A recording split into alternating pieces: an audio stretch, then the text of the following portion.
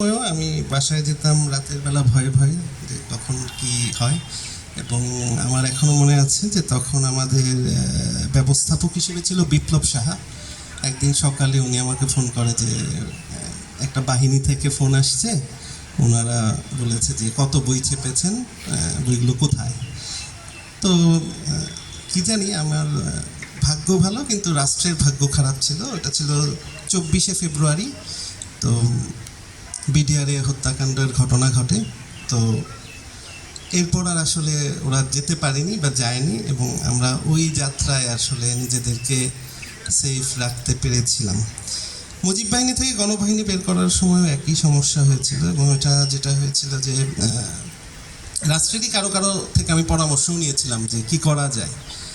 তো ওটা প্রকাশ করার সময়ও মানসিকভাবে প্লাস একটু তো থ্রেট ছিলই। তো ওটা প্রকাশ করে যেটা করলাম, আমরা আসলে প্রচার করিনি। আমরা একদমই বিনা প্রচারে বইমেলায় রেখেছিলাম, এবং বইমেলায় নর্মালি আমরা প্রতিদিনই একটা প্রেস রিলিজ দেই। সেই প্রেস রিলিজটা দেইনি ওই বইটার। আরেকটা বইও আমি বলবো যে আমাদের এখান থেকে বেশ আলোচিত হওয়ার মতন, কিন্তু এটাও আমরা আসলে বলা যায় না লো প্রোফাইলে রাখা। সেটা হচ্ছে বিবিসির সাংবাদিক সিরাজুর রহমানের এক জীবন এক ইতিহাস। সে বইটার ক্ষেত্রেও একই কথা প্রযোজ্য। একটা বই আমাদের উঠিয়ে নিতে হয়েছিল, সেটা হচ্ছে বাংলাদেশ এন্টারপ্রাইজ নামের একটা বই, সাব্বির জাদিদের।